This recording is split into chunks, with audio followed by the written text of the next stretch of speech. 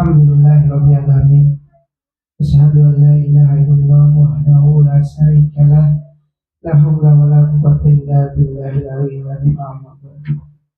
Puji syukur kita kepada Allah Subhanahu wa taala yang pada malam hari ini, malam yang ke-20, alhamdulillah Allah berikan kesehatan hingga sampai penghujung hidup ini. Kita semangat dalam kehidupan mencari ibadah itu. Salawat dan salam kita curahkan kepada junjungan kita Nabi Muhammad Sallallahu Alaihi Wasallam, para keluarganya dan para sahabat kita di umatnya di akhir zaman, mudah-mudahan mendapatkan syafaat dari Rasulullah SAW. Alhamdulillah ibu kita saat sebagai manusia alhamdulillah hadir, walaupun mendoanya buat ibu kita yang patuh, ibunya banyak guru kita lagi saat-saat Ustaz Sakir di Istiqlal, suaranya agak habis. Alhamdulillah, mudah-mudahan guru-guru kita yang menjadi Kalimat Zakir mudah-mudahan memberikan kesehatan dan melindungi dalam menjalankan dakwah dalam masyarakat agama. Untuk guru kita Ustaz supaya berisi Bismillahirrahmanirrahim. Assalamualaikum warahmatullahi wabarakatuh.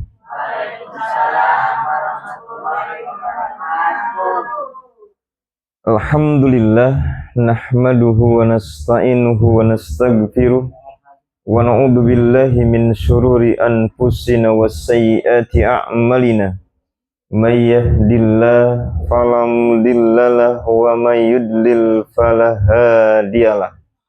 Asyhadu an la ilaha illallah wahdahu la syarikalah wa asyhadu anna Muhammadan abduhu wa rasuluhu la nabiyya ba'dah.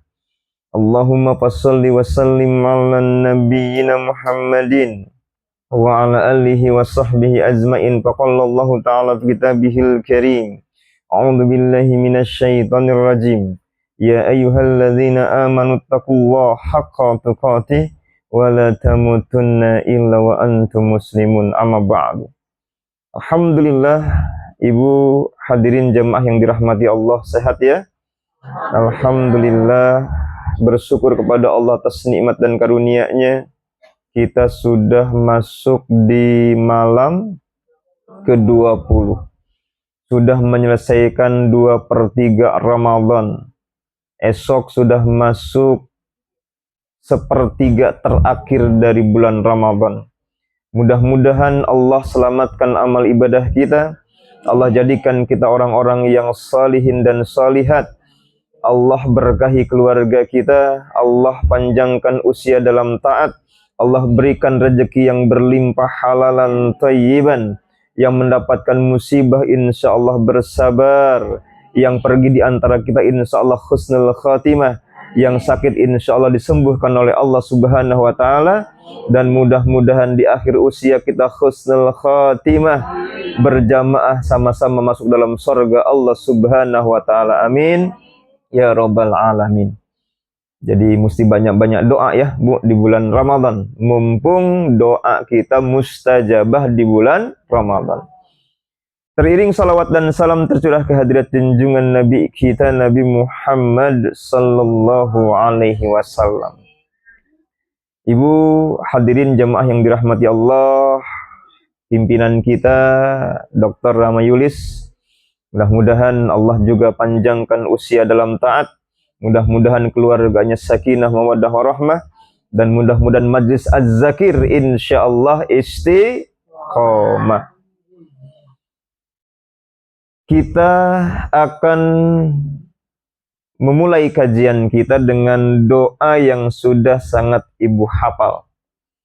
Doa ini disampaikan oleh Mu'adz bin Jabal, salah seorang sahabat Rasulullah, ketika beliau diwasiati. Ya Mu'adz, hei Mu'adz, la tada'anna fi duburi kulli salatin. Jangan tinggalkan doa ini setelah menyelesaikan sholat. Fi duburi kulli sholah. Jadi di antara doa yang diucapkan setelah melaksanakan sholat. Doa apa itu? Allahumma a'inni ala zikrika wa syukrika wa husni ibadatika. Oh, belum hafal kayaknya.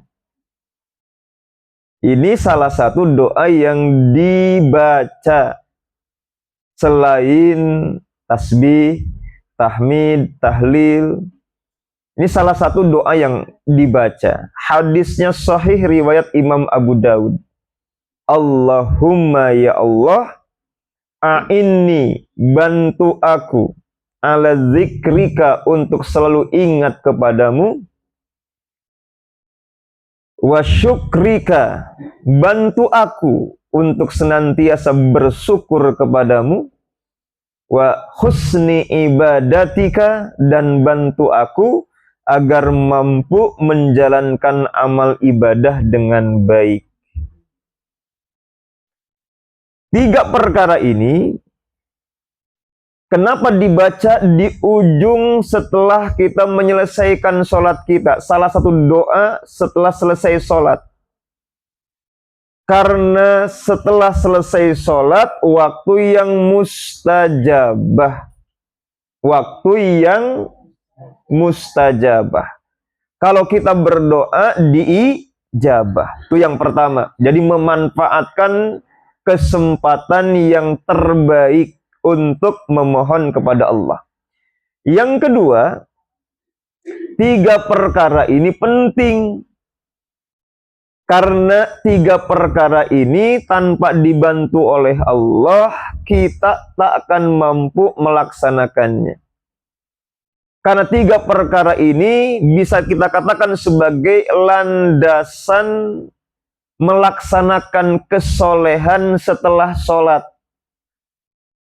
Sholat itu bukan cuma gerakan dan ucapan. Tapi sholat itu harus ada tindakan yang diwujudkan.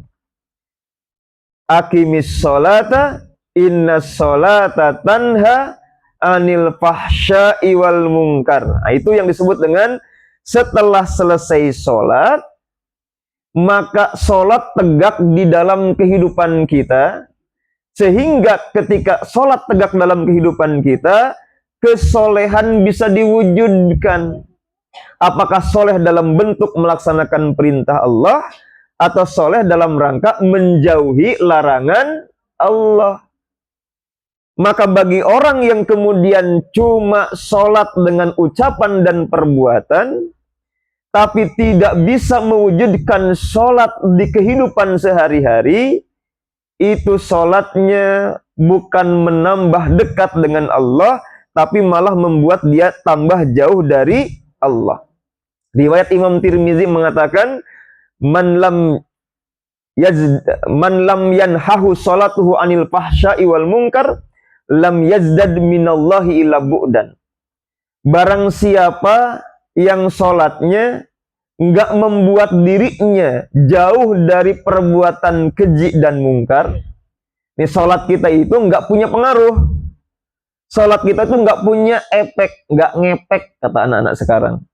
Enggak ngepek pada kehidupan kita, sehingga tidak bisa membuat kita terhindar dari tindakan keji dan mungkar. Lam yazdad minallahi illa bu'dan, bukan tambah dekat, tapi semakin jauh dari Allah. Bisa bayangkan, Bu, mestinya rajin sholat, tambah mesra dengan Allah, tapi ini rajin sholat, tambah benci dengan Allah, tambah jauh dengan Allah. Kok bisa? Karena sholatnya tidak bisa mengubah kehidupannya. Sholatnya tidak bisa mengubah perilakunya. Sholatnya tidak bisa dibawa di kehidupan sehari-hari. Sholatnya cuma sekedar gerak-gerik anggota badan tanpa ada keterkaitan dengan Allah di kehidupan sehari-hari. Baik Ibu, jadi ini termasuk 3 urusan penting yang kalau tidak minta bantuan Allah, maka kita tidak akan mampu mewujudkan eksistensi, Masya Allah, belibet ya, dasar orang Indonesia gitu. Eksistensi sholat nggak bisa diwujudkan dalam kehidupan sehari-hari. Baik, singkat karena waktu. Apa 3 permintaan tadi?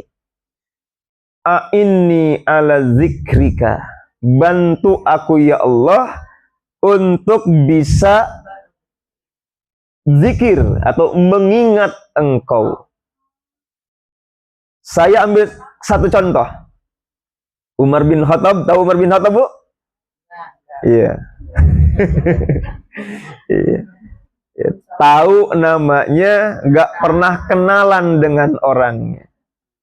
Dia sahabat Nabi yang berbetulan pernah menjadi musuh Nabi, tapi begitu kemudian jadi sahabat, sangat dekat dengan Nabi, bahkan menjadi khalifah yang kedua. Kebiasaan Umar bin Khattab ketika menjadi khalifah adalah suka sidak. Apa itu sidak? Apa namanya? Selidik mendadak ya. Selidik mendadak, turun ke bawah gitu. Melihat kondisi masyarakatnya terutama di malam hari. Lewatlah beliau di sebuah rumah. Dari dalam rumah terdengar ada suara yang sedang bersenandung. Tapi senandungnya sedih. Di antara kesedihan yang diungkapkan adalah laula akhafullaha laharakal firas. Kalau bukan karena takut kepada Allah, niscaya ranjang ini bakal bergoyang. Insyaallah. Dalam banget ucapannya. Maka Umar yang ngerti ini seorang istri mungkin sudah lama ditinggalkan suaminya. Berbulan-bulan suaminya pergi. Kebetulan dalam rangka jihad fisabilillah, berjuang di jalan Allah. Tetapi sebagai manusia, walaupun ada sabar menunggu suami, keinginan syahwat luar biasa bergejolak. Dia setia sama suaminya, tetapi sebagai seorang istri yang mungkin kesepian, sering juga timbul godaan-godaan. Apalagi kanan kiri mungkin ada yang suka melirik dan melihat kecantikannya. Maka di antara senandungnya seperti itu. Kalau bukan karena takut kepada Allah, nah ini yang disebut dengan ala zikrika, kesadaran tentang Allah yang memperhatikan dirinya. Ini disebut juga dengan zikrullah, ingat kepada Allah. Senantiasa paham hidup ini sebenarnya dipandang oleh Allah, diperhatikan oleh Allah. Jadi sebenarnya keinginan nafsu itu kuat luar biasa. Sementara suami nggak bisa di WA, Bu. Nggak ada WA-nya masalahnya. Nggak bisa ditelepon. Kalau dia kemudian meluapkan syahwatnya, gampang. Ternyata ada beberapa orang tetangga yang memang terpikat dengan kecantikan dia dan sering menggoda dia. Tetapi ketika dia sadar suaminya sedang berjuang, insya Allah kemungkinan besar bakal pulang. Dan yang paling utama adalah laula akhafullaha, dia teringat dengan Allah. Seandainya bukan karena takut kepada Allah, laharakal firas, ini ranjang pasti sudah dari kemarin-kemarin bergoyang tiap hari. Digoyang oleh orang yang tidak pantas, digoyang oleh kemaksiatan, digoyang oleh nafsu dan ketidaksabaran, dan yang paling utama adalah ketidakmengertian hidup ini disaksikan oleh Allah. Tuh, betapa di sini kita butuh dibimbing untuk sadar. A'inni ala zikrika. Ya Allah, Engkau ada di sampingku. Ingatkan aku ketika mau tergelincir untuk sadar betapa Engkau mencatat amal perbuatanku dan pasti akan menimpakan hukuman atas perbuatan salahku. Dan ini bukan yang pertama. Umar menyaksikan keteguhan seseorang dengan iman dan takwanya. Di lain kesempatan Umar lagi-lagi lewat di sebuah rumah. Kali ini terjadi dialog. Ternyata ibu dan anak gadisnya. Si ibu berkata, "Nak, esok pagi kita akan menjual susu yang kurang takaran dengan hari yang kemarin. Kemarin susu kambing kita lumayan banyak, sekarang agak berkurang. Supaya tetap mendapatkan keuntungan berlipat, nak, campurkan saja susu ini dengan air biar dia bertambah banyak, untung pun berlipat." Ini gaya minyak kita nih, Bu. Ya, minyak dioplos, LPG dioplos, Pertamax gaya Pertalite, udah gitu dikurang-kurang takaran. Kalau Pertamina, orang-orangnya mungkin nggak ada yang ngawasin. Kalaupun ada yang ngawasin, nggak terawasi 100%. KPK-nya kadang juga tidur. Atau kadang-kadang kemudian orang yang mengawasi mirip dengan kucing sama tikus. Tahu ada tikus, pura-pura nggak tahu. Tikus di Jakarta sama kucing di Jakarta, itu masih lebih hebat tikusnya. Si kucing tahu ada tikus, tapi pura-pura tidak tahu. Jadi mungkin ada pejabat-pejabat yang pura-pura tidak tahu, padahal ngerti dan tahu. Maka dioploslah, dimulai dari LPG-nya, Pertamax-nya. Sama ini kejadian di zaman itu, mau dioplos dengan air. Cuma anak gadis ini keteguhan imannya luar biasa. Zikrullahnya tinggi. Zikirnya luar biasa. Zikirnya bukan sekedar subhanallah, walhamdulillah, wala ilaha illallah, wallahu akbar. Zikirnya adalah, ya Allah, Engkau bersamaku. Ya Allah, Engkau mendampingiku. Ya Allah, dimanapun aku berada, Engkau pasti mencatat amal perbuatanku. Maka dengan keinsafan, dengan zikirnya itu dia berkata sama ibunya, "Ibu, itu dilarang oleh Umar bin Khattab. Itu dilarang oleh Al-Quran dan tidak selaras dengan sunnah Nabi." Si ibu cukup cerdas. Dia berkata, kalau halnya dengan Umar bin Khattab anakku, bukankah Umar nggak ada? Dia di rumahnya sedang tidur. Kita di sini cuma berdua. Maka nggak masalah kalau dicampur, jangan takut dengan Umar bin Khattab. Maka ternyata anaknya tak kalah cerdas dibanding ibunya. Ibu, Umar memang mungkin di rumahnya sedang tidur, tidak bersama kita. Fa'ainallah, lalu di mana Allah? Nah, ini yang disebut dengan zikrullah. Kita minta disadarkan bahwa diri kita itu senantiasa dalam pengawasan dan penilaian Allah.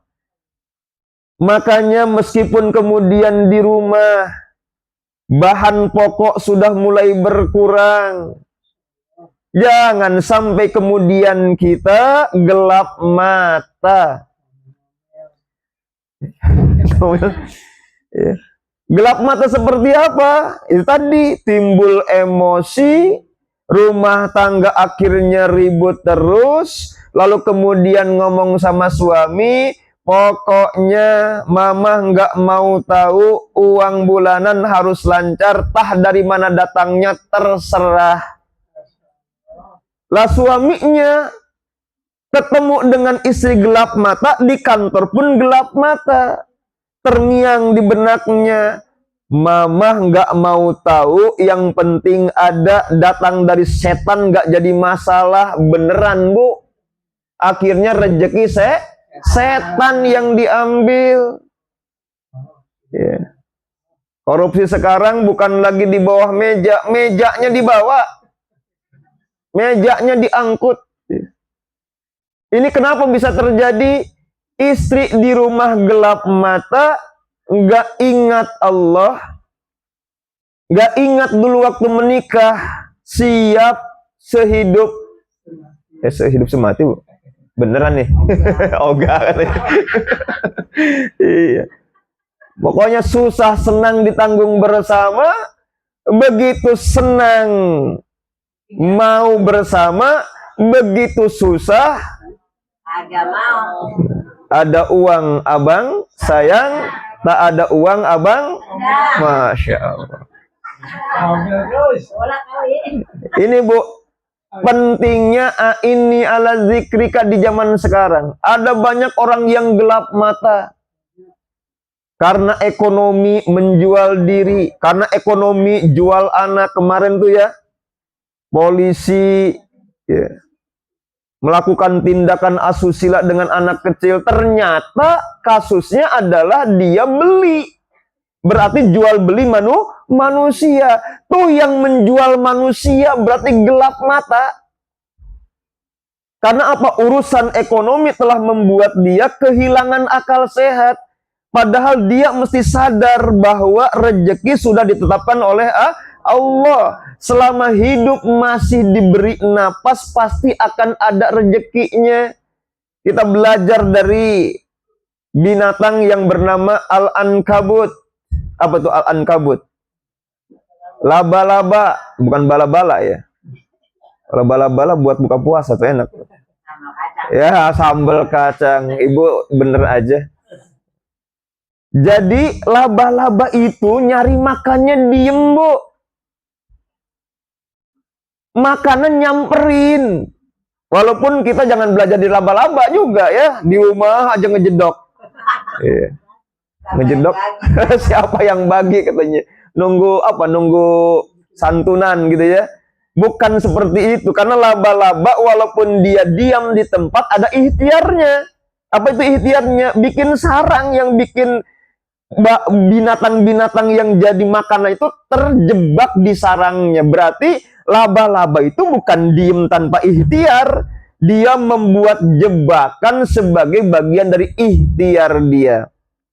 Tapi itu menunjukkan bahwa sepanjang kita sudah berikhtiar, insya Allah rezeki tidak akan pernah kemana. Ini yang pertama nih, penting di zaman sekarang. Kenapa? Manusia gelap mata sampai bunuh diri. Manusia gelap mata sampai menghalalkan segala macam cara. Manusia gelap mata sampai jual negara. Wow. Itu hari ini luar biasa banyak. Kenapa nggak ingat sama Allah? Termasuk kenapa baru berumah tangga beberapa bulan sudah ngantri di pengadilan agama. Minta dicerai. Gara-gara apa? Gara-gara mungkin gelap mata akibat urusan ekonomi.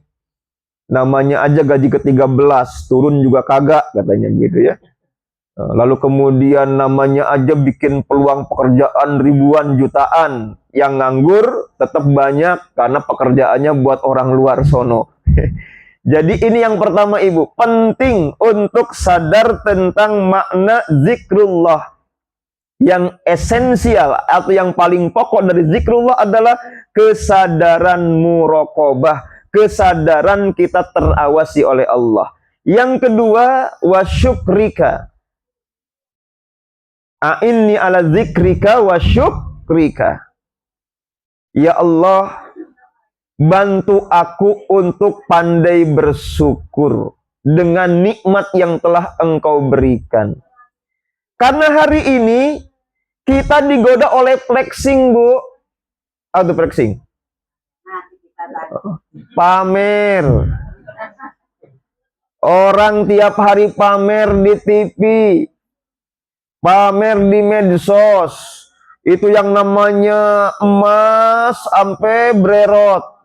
Udah kayak toko berjalan. Lah kita juga punya keinginan yang sama. Juyina linnas hubus sahawat minan nisa wal banin wal qanatiril muqantara minad dahab wal fiddah. Ada juga dorongan syahwat pingin kayaknya. Ya, di sini barang 5 kilo, 5 kilo per 3 gram? 3 gram lah ya. Keberatan 3 gram juga ya. Di sini pingin juga lah ada yang melingkar gitu kan. Di sini ada juga lah pingin yang ada tersangkut begitu ya.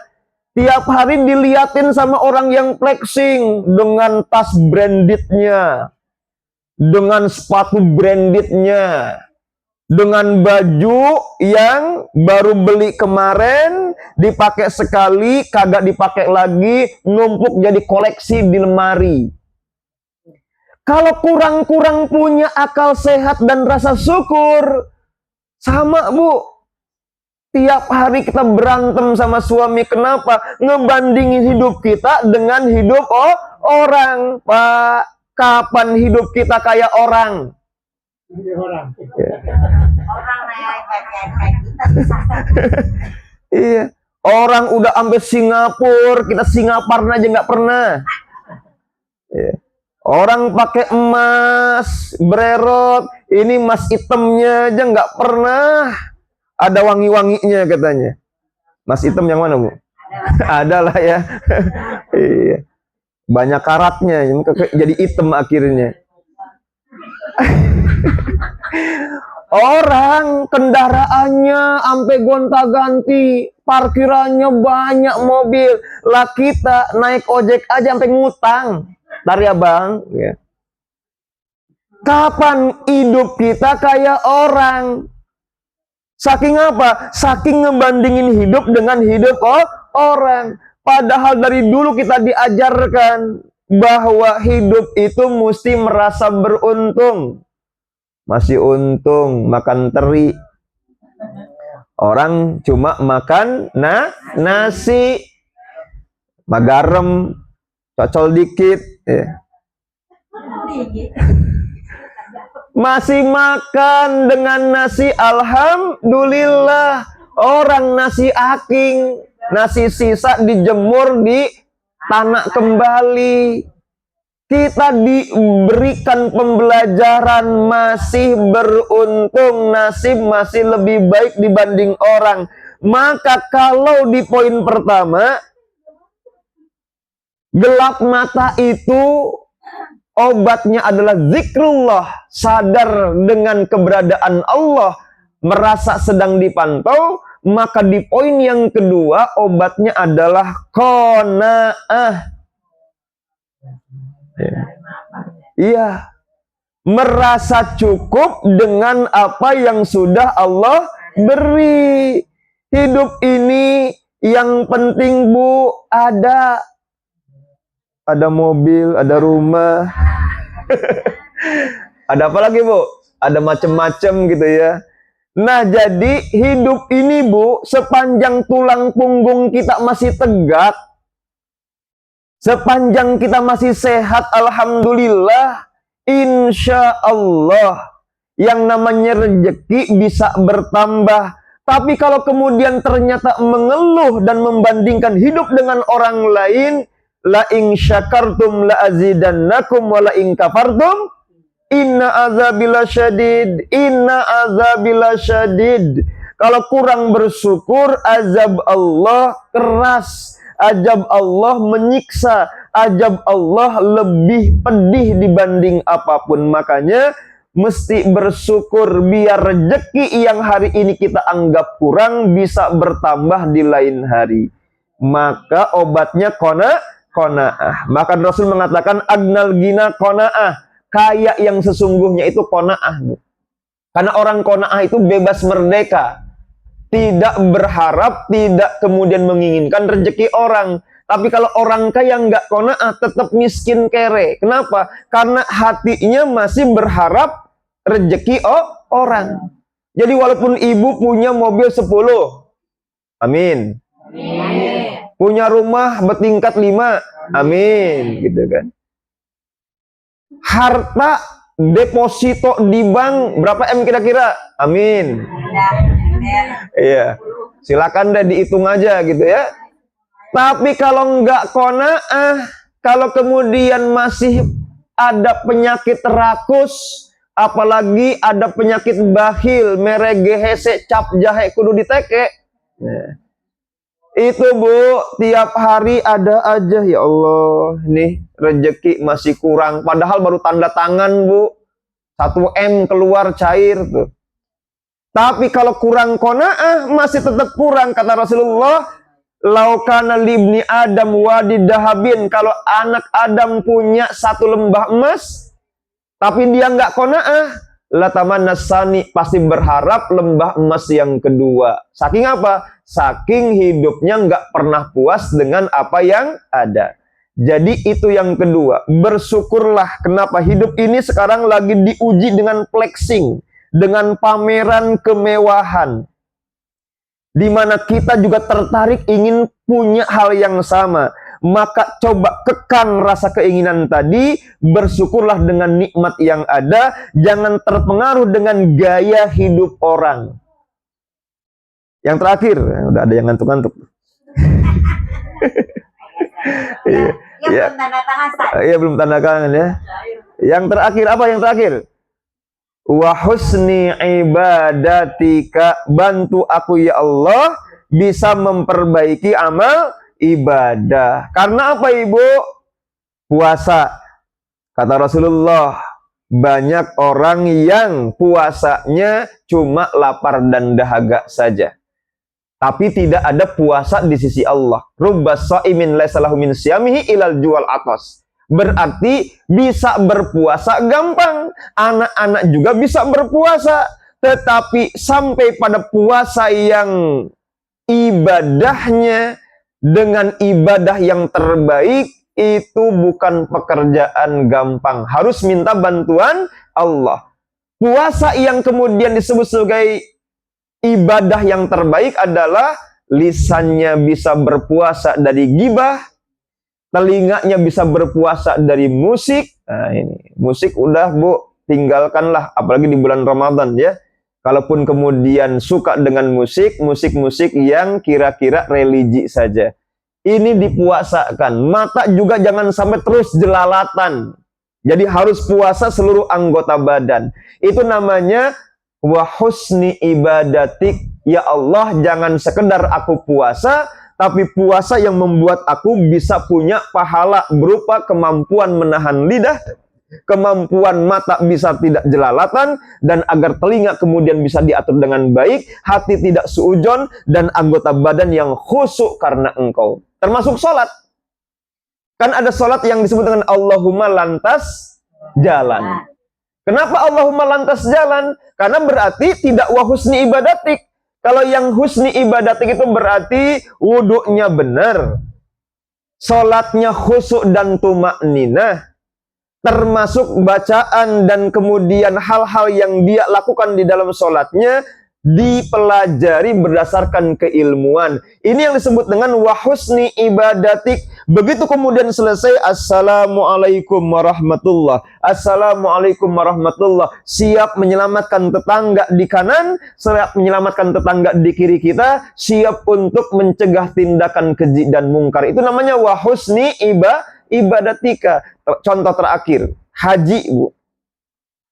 Haji itu ada yang kemudian ya rohilina ilal baitil atik, cuma jelong-jelong. Apa jelong-jelong? Cuma jalan-jalan. Kok bisa haji cuma jalan-jalan? Karena ternyata di sana dia hanya sekedar tamasya, hanya sekedar rihlah. Kenapa sekedar tamasya dan rihlah? Sibuk bukan untuk beribadah, sibuk di bin Daud. Belanja yang pernah ke sono katanya. Ada Bindau di sana sibuk belanja, bukan sibuk ibadah. Kenapa bisa kayak begitu? Tidak husni ibadatik, tidak bisa ibadah dengan cara yang terbaik. Maka minta 3 tadi kepada Allah, ya. Allahumma a'inni ala zikrika wa syukrika wa husni ibadatika. Insyaallah nanti dihafalkan, saya nanti sampaikan teksnya kepada Dr. Rama Yulis untuk kemudian nanti kita hafalkan bersama-sama. Karena apa? Karena 3 perkara ini penting di kehidupan modern, di mana orang banyak yang gelap mata, kurang bersyukur, dan ibadah asal-asalan cuma sekedar menggugurkan kewajiban atau cuma pameran ibadah di mata manusia.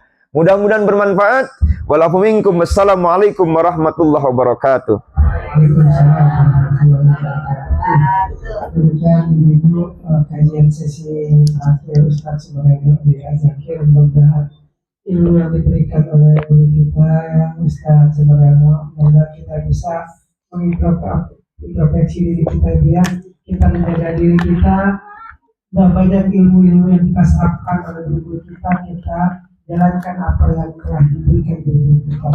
Bisa kita menelaah satu demi satu agar kita bisa mampu menjaga kesolehan kita, ya Bu. Kita bisa bahwa Allah itu ada di diri kita, bahwa kita ada pengawasan dari Allah. Mudah-mudahan kita termasuk orang-orang yang dijaga oleh Allah dan kita bisa menjalankan semua yang ada pada diri kita yang diperintahkan oleh Allah Subhanahu wa Ta'ala. Nanti saya mau rekam Ustaz, nanti kita bagikan, ya Bu. Doa tadi, ya Bu. Mari kita akhiri dengan baca hamdalah. Alhamdulillahirrahmanirrahim. Assalamualaikum warahmatullahi wabarakatuh. Waalaikumsalam warahmatullahi wabarakatuh.